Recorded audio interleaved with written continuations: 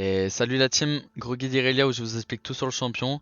La vidéo du coup sera composée en 4 parties, les spells du champion et les secrets tips, les combos, les forces et faiblesses et les runes et match-up. And for the English community, you can get the subtitle on YouTube settings. Ok, du coup on va commencer avec le passif d'Irelia. Donc le passif d'Irelia, il est assez simple. À chaque fois que tu vas mettre un spell, ça va donner une stack. Et chaque stack va te donner l'attaque speed. Donc ça scale avec ton level, c'est super important ça. Donc ça passe de 7,50 à 25% quand t'es level 18. À chaque fois que je prends une stack, hop, ça me donne plus d'attaque speed. Dès que j'en ai 4, là on voit que j'ai changé de forme. Mon champion il est en surbrillant. Chacune de mes autos vont faire plus de dégâts. Là on peut voir les dégâts AP bonus que je fais. Hop là 112.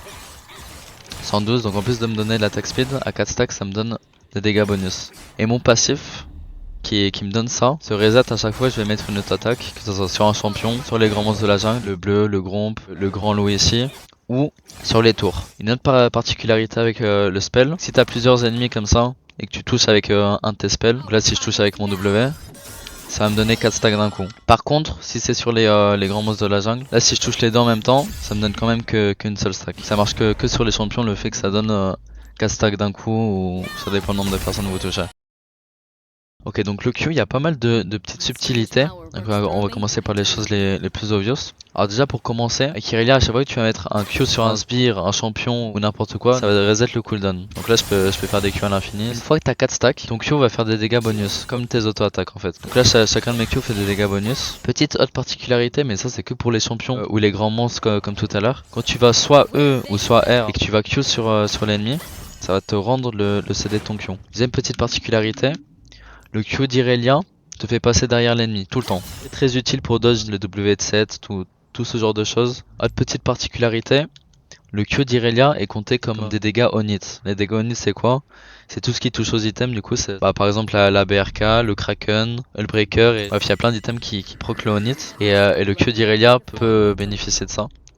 Ok, du coup maintenant je vais pouvoir passer au W. Le W, il y a pas mal de subtilités, donc je vais déjà commencer par vous expliquer comment bien l'utiliser. Moi j'ai listé 4 scénarios où utiliser W c'est bien. Premier scénario, c'est le plus obvious, c'est pour réduire les dégâts, parce que le spell est fait pour ça de base. Deuxième scénario, si jamais t'as 3 stacks, bam, un petit W pour avoir ta quatrième stack et pouvoir profiter des dégâts bonus sur tes auto-attaques et sur ton pion. Troisième scénario, si jamais les creeps sont passés low, hop, un petit W pour pouvoir que sur les sbires. Et quatrième scénario, si jamais il y a quelqu'un qui est low, un petit W pour finir l'ennemi. Pour moi, c'est les 4 scénarios où utiliser W sont bien. Tous les autres scénarios sont mauvais. Surtout que le spell est broken, donc faut vraiment bien l'utiliser. Ok, maintenant je vais pouvoir passer aux subtilités du W. Du coup, comme je vous disais tout à l'heure, le W c'est un spell qui réduit les dégâts pendant 1,5 secondes, en plus de faire des dégâts. Donc pendant 1,5 secondes, tu peux pas bouger, et tu peux orienter tes lames dans la direction que tu veux.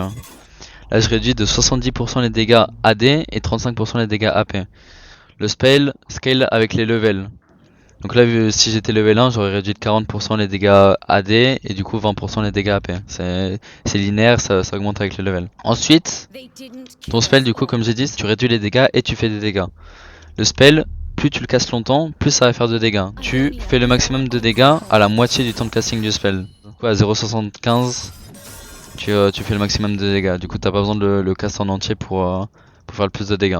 Et tu peux faire un W flash aussi. Le timing il est un peu dur à avoir de temps en temps, mais tu peux faire un W flash. Ok, alors maintenant on peut passer au E. Alors le E c'est quoi? Hop, je pose une lame, je passe une autre lame au sol. Et sur toute la trajectoire, ça va faire un stun. Et si c'est un champion ou un grand monstre de la jungle, ça va mettre une marque. Quoi? Si je cule dessus, ça va me rendre le cooldown de mon Q. Ensuite, le E, si jamais t'as pas l'information sur les ennemis, ça donne la vision. Ok, maintenant comment bien cacher son E? En gros, il y a plusieurs manières de faire. La plus connue, c'est avec ton Q. En gros, tu vas E et Q en même temps, comme ça le travel time de ton E sera quasiment invisible. Et si tu fais ça assez rapidement, ton deuxième E, tu le mets juste rapidement, et du coup le mec aura pas beaucoup de temps pour réagir. Deuxième manière, c'est le cacher sur les timings d'auto-attaque. Donc là, en gros, je vais auto-attaque et E, donc là c'est quasiment invisible. Là, auto-attaque et E. Et là, ça cache un peu l'animation. Troisième manière, c'est avec le W. Donc tu peux faire EW, EW. Et ça cache l'animation. Ouais, maintenant pour finir, on va parler du R. Alors le R, c'est quoi? C'est en gros, c'est un projectile que tu lances. Si tu touches un champion, ça va créer une espèce de cage. En plus de lui mettre une marque, s'ils sont 4, ça aurait touché les 4, ça aurait mis une marque sur les 4. Et en plus de ça, ça les slow pendant un court instant. Et s'ils rentrent dans les pics, ça va me donner une autre stack de passif, faire plus de dégâts et les slow. Donc en gros le spell est composé en deux parties. La première partie où ça slow la personne, ça lui fait une marque. Et la deuxième partie avec les pics. Ensuite, tu peux faire un air flash. Faire air flash sur le côté. Ton R il donne la vision, donc si t'as pas la vision, bam, c'est comme le E, ça donne la vision. Ensuite ça peut également te donner des stacks sur les monstres de la jungle. Et si jamais tu loupes ton R, ça met quand même des dégâts aux sbires. Du coup ça peut être utile de, par exemple si t'es en fight, tu axes ton R comme ça ça touche les sbires et tu peux perma-Q sur lui et sur les sbires. Maintenant on va passer au timing important où tu peux Q avec Irelia. Donc on va direct level 4. Level 4, si tu full stack ton W, tu peux Q les creeps de derrière. Ça c'est super important pour avoir tes stacks rapidement en early, pour pouvoir gagner tes trades. Ok, deuxième timing important, c'est quand t'es level 8 et que t'as tes 3 composants plus la Doran, c'est super important d'avoir la Doran. Et du coup, si t'es stacké, là où je mets stacké, tu one shot les creeps de derrière. Ça c'est le deuxième timing important avec Irelia. Ok, maintenant troisième timing important, c'est le timing où on est level 9 avec BRK. Où là si t'es pas stacké et que tu Q les creeps de derrière, tu les one shot quand même. Et le fait de pouvoir one shot les creeps de derrière, c'est très important. Parce que ça te permet de pas avoir besoin de faire un W avant de Q sur les creeps. Ce qui te donne du coup l'option de garder ton W. Juste point important, si on n'a pas notre Doran parce qu'on a voulu la vendre pour avoir ton item, t'as pas assez de dégâts pour tuer les creeps de derrière. Donc il faut faire attention à ça. Et être stacké avec les marques pour pouvoir tuer les creeps de derrière, sinon tu pourras pas les tuer. Ok, alors maintenant on va pouvoir attaquer les combos sur Irelia. Du coup je vais commencer du plus simple au plus compliqué. Donc le plus obvious sur Irelia, c'est en lane, t'as un ennemi, tu EQ, Q et E. Alors pourquoi faut mettre 2 Q? Comme ça tu vas avoir ta quatrième marque quand tu vas Q sur l'ennemi. Tu as toujours un Q pour back off si jamais le trade se passe mal. Et du coup t'as toujours ton W. Et t'as pas besoin d'utiliser ton W pour être stacké. Donc ça c'est le combo le plus utilisé en lane. Q, Q, E. Et toujours un Q pour back off. Ok, du coup maintenant on va passer au deuxième combo sur Irelia. Celui-là il est plus orienté pour quand tu joues dans la jungle ou dans la river parce que t'as pas de 16 pour te setup. Donc en gros là t'as un ennemi, tu vas essayer de mettre ton E, ton W et ton deuxième E sur l'animation de ton W pour cacher l'animation du deuxième E. Et après Q, auto Q, là t'as tes 4 stacks et là du coup tu peux le tabasser. Donc là je vais le refaire un peu plus rapide. Premier E, W, E caché pendant l'animation W, auto Q, auto. Ok, du coup maintenant on va pouvoir passer au combo avec l'ulti. C'est plus ou moins la même chose sauf que tu rajoutes ton ulti. Du coup hop, là il y a un ennemi ici. E, Q, Q, R, E, Q pendant l'animation du E.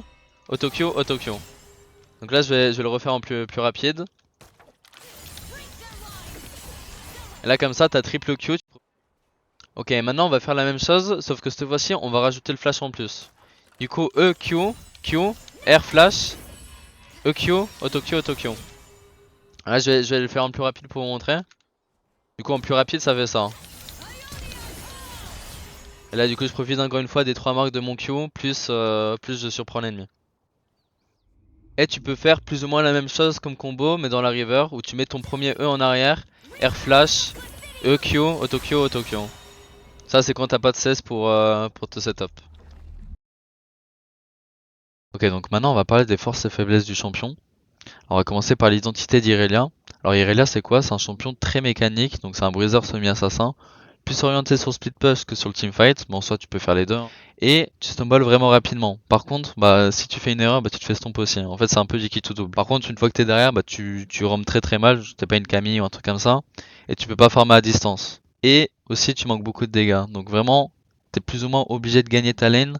Sinon bah t'es dans la merde avec Irelia. Du coup t'es obligé de jouer agressif, mais bah tu peux faire gank facilement aussi. Pourquoi? Bah parce qu'Irelia ça a pas beaucoup d'outils d'escape, mais par contre tu peux faire des 1v2. Donc c'est soit t'es 1v2, soit t'es juste mort. Ce qui fait que bah Irelia c'est un champion très flippy, et souvent t'es en 0-10, soit en 10-0. On va pouvoir passer aux forces et faiblesses d'Irelia en phase de lane. Alors Irelia c'est un champion très fort pour abuse des freezes, grâce à sa régène sur ses Q et à sa facilité à la cite les CS, et profite beaucoup du fait de jouer dans les waves ennemies. Contrairement du coup au fight dans la jungle ou dans la river où t'as pas de CS et c'est beaucoup plus compliqué. Toi avec Irelia tu veux vraiment jouer dans les waves ennemies, pourquoi? Bah parce que tu as très gêne, tu vas pouvoir dodge des skill shots et tu vas pouvoir avoir tes stacks rapidement sans avoir besoin d'utiliser ton E ou ton W. Son kit de sort se résume principalement à ses auto-attaques et à son Q. Donc vraiment le fait de miss son Q ou de se le faire cancel par Gragas, un W Poppy ou juste en missant son Q spell sur les CS, c'est vraiment très pénalisant. Donc faut vraiment faire attention à ça, quitte à être un peu moins rapide, faut vraiment pas louper ton Q. Ok, maintenant dernière partie, c'est quand je vais son teamfight, quand je vais son side. Alors du coup, comme je disais tout à l'heure, Irelia c'est un champion plus orienté sur speed push, mais selon la compo ou si t'es devant dans la game, tu peux jouer les teamfights. Il y a quand même certains champions à éviter comme Poppy, Cassio, Singed, tous ces champions qui peuvent cancel facilement ton dash, choses comme ça. Irelia est assez flash dépendant, ça dépend des compos, mais s'ils ont beaucoup de range, tu préfères jouer avec ton flash.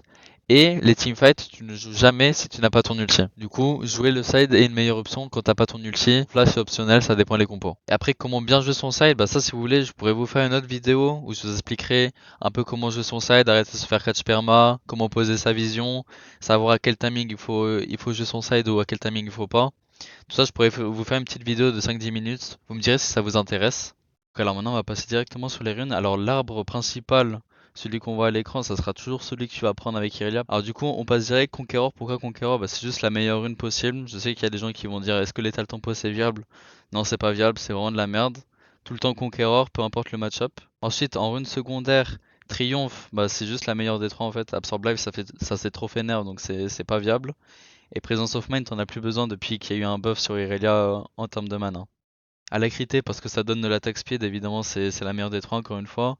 Et pour finir, la stun que tu peux remplacer par coup de grâce, vraiment dans des cas très précis où il y a vraiment beaucoup de squishy.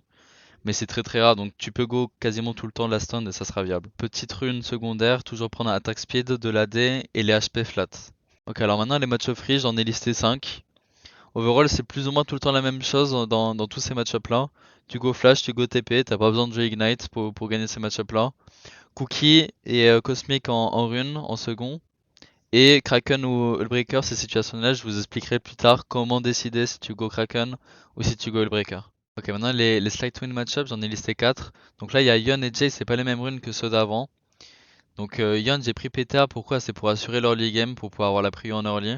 Si tu donnes un impact et Ultimate Hunter, c'est pour être vraiment très agressif et pouvoir le one-shot rapidement. Jace, j'ai pris Bonne Plating et Overgross, pourquoi? Bonne Plating, c'est pour assurer mon niveau 1 pour pas qu'il puisse me zoner. Et Overgross, c'est juste parce que c'est le meilleur après en second choix. Tu peux aussi go Demolish, mais je préfère Overgross. Et après, Kraken et Breaker partout, c'est pareil. Ok, maintenant on passe au match-up skill. Bon, ça va pas énormément changer, ça va souvent être le même setup de rune. Donc, Hullbreaker, Kraken en 2, ça dépend. Il y a juste pour Gwen où tu go Kraken en priorité parce que c'est mieux dans ton match-up direct. Cookie, Cosmic, classique. TP, Flash, classique aussi. Ok, toujours dans les match-up skills, il y a juste Urgot et Panthéon et ça change un tout petit peu. Je prends Jack of all trades à la place de Cosmic Inside pour pouvoir rush de l'armure rapidement en early. Et sinon le reste ça change pas. Et pour finir dans les skill match-up, on a Rumble et Riven où on est obligé de go exhaust. Pourquoi? Bah, c'est juste des match-up en fait, ils vont te one shot si t'as pas exhaust. Et c'est vraiment irrespirable. Olaf obligé de go ignite parce que ça se régène beaucoup trop. Nasus purge pour son W évidemment. Et ensuite Jack of all trades pour Riven parce que c'est comme pour Urgot tout à l'heure pour rush de l'armure rapidement. Kennen second wind classique. À la place de Overgross, tu peux prendre Demolish. Et dans les items Witsend, évidemment dans Rumble et Kennen parce que c'est des match-up AP. Kraken dans Olaf et Nasus parce que tu veux les one burst, tu gagnes pas sur le long terme. Et Riven c'est situationnel, tu peux les deux. Maintenant on passe direct au Slight Lose. Alors pour moi c'est partout pareil, Flash TP comme d'habitude. Il y a juste pour Fiora je prends Jack of all trades, sinon les runes c'est pareil aussi. En termes d'items, contre Fiora, tu prends Kraken, contre Akali, tu prends Witsend. Et sinon, le reste, ça dépend des games. Du coup, toujours dans les slight loose. TP Flash, ça change pas. Et juste pour Timo, je prends Second Wind et Overgross. Encore une fois, tu peux changer avec Demolish, ça dépend des games. Renekton, Yasuo, Jack of all trades à la place de Cosmic Inside. Ça aussi, c'est du classique. Et sinon, après, en item, c'est optionnable. Sur tout le monde, à part sur Timo et Gragas où tu go Witsend. Pour Gragas, petite particularité, en petites runes secondaires, les toutes petites runes, tu prends la ténacité. Au final avec les Slight Lose, là il y en a 4 où tu vas rush Ignite. Pourquoi? Bah parce que c'est des champions qui se régènent vraiment beaucoup. Cosmic Inside pour combiner avec l'Ignite et que tu le récupères souvent. Et Kraken parce que bah, tu gagnes pas sur le long trade, t'as envie de les one burst avec ton Ignite. Du coup les 4 match c'est la même chose. Et pour finir les match à dodge, c'est les pires match-ups d'Irelia. Donc ils sont 6. Tu go flash TP dans les 6 match parce que quoi qu'il arrive tu gagneras pas normalement. Cosmic Insight dans la plupart des match-ups, à part pour Set et Tryndamere où tu go Jack of all trades. Et sinon après en item c'est soit Kraken soit Hullbreaker, ça dépend des games encore une fois. Ok, alors maintenant on va voir Kango Kraken et Kango Hullbreaker. La première question que tu dois te poser pour savoir si tu dois go Kraken ou Hullbreaker, c'est est-ce que tu gagnes ton 1v1 sans Kraken? Il y a certains match-ups où tu pourras pas gagner si tu l'as pas, ce qui fait que tu gagneras pas ton side et ce qui fait que ta game sera plus compliquée. Je vous donne un exemple, par exemple, Olaf, Darius, c'est des match-ups où tu gagnes pas sur la durée, donc go Kraken pour essayer le one-shot sur le timing où il est pas fort. Mais si tu gagnes ton 1v1, que ce soit avec Kraken ou Hullbreaker, faut que tu te poses une deuxième question. Est-ce que la team en face a beaucoup de CC? S'ils ont beaucoup de CC, tu préfères go Hullbreaker parce que ça donne beaucoup plus de pool d'HP, donc ça te permet plus le droit à l'erreur qu'avec un Kraken où tu peux te faire one-shot très facilement. Ok, maintenant troisième scénario, c'est quand ils ont une team full squishy avec très peu de CC. Dans ce cas-là, est-ce que tu go Hullbreaker, est-ce que tu go Hull? En fait, là, c'est à toi de décider. En soi, les deux sont très viables. Il y en a juste un qui a un peu plus de dégâts, mais beaucoup plus risqué. Et Hullbreaker qui te permet d'avoir plus d'HP, donc t'as plus le droit à l'erreur, mais tu fais un peu moins de dégâts, hein, mais t'es plus fort en side. Donc en soi, les deux sont très viables. C'est juste à toi de voir comment t'as envie de jouer ta lane. Est-ce que t'as envie de jouer ton side? Est-ce que t'as envie de jouer les teamfights? Est-ce que tu te sens à l'aise avec le champion? Ou est-ce que t'as besoin d'avoir un peu plus d'HP pour avoir plus le droit à l'erreur? Et voilà, c'est fini pour le guide sur Irelia, j'espère que ça vous aurait aidé. En ce moment, je live tous les jours, alors n'hésitez pas à venir me poser des questions et n'oubliez pas de follow, ça fait toujours plaisir.